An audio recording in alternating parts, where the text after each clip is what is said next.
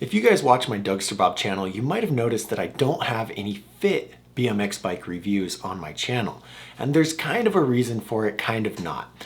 Somebody asked me what I thought about the 2023 Fit Park BMX bike. So I'm gonna go in depth and talk about the Fit Park and talk about why I hate this bike.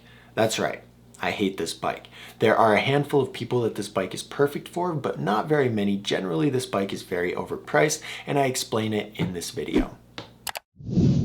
Infamous James says, what's your opinion on the Fit Park? Okay, Infamous James says, what's your opinion on the Fit Park?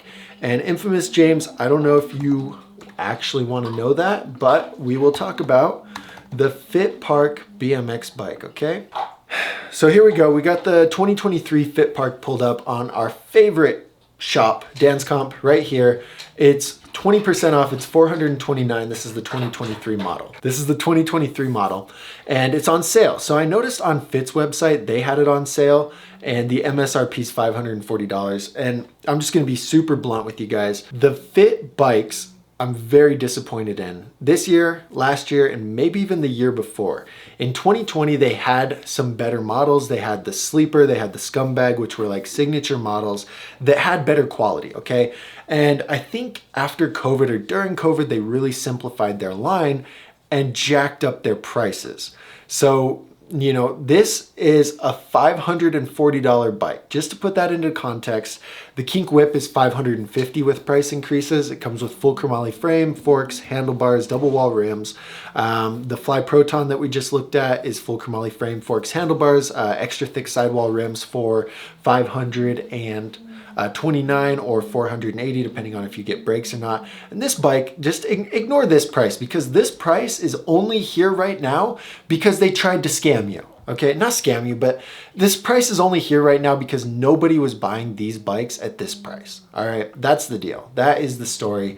And so just ignore this price, pretend like that's not there, because this is what they were trying to finagle you for. They're trying to finagle you for $540.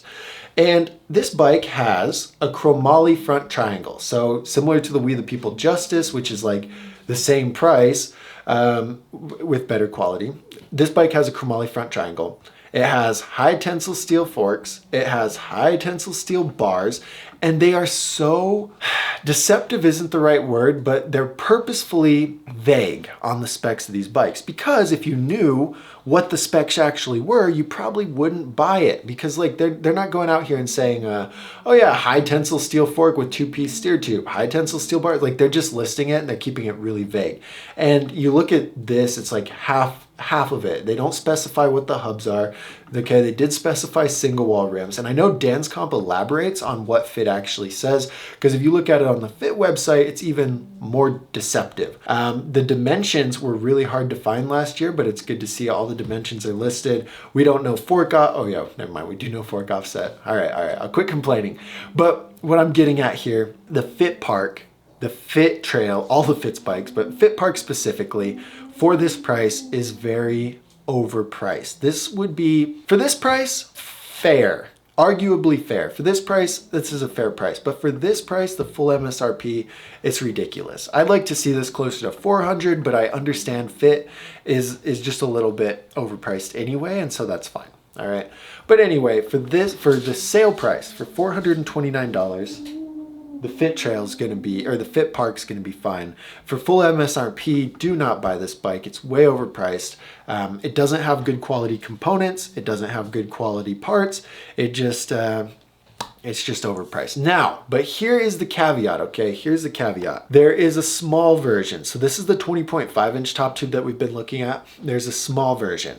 And if you are a small rider, so this is 20.00-inch top tube. If you are a small rider between 4'10" and 5'3", I would say that it's best to get this bike. And here's why. When you look at 20.00-inch top tube bikes, all the bikes that you see are high tensile steel everything with maybe a chromoly down tube.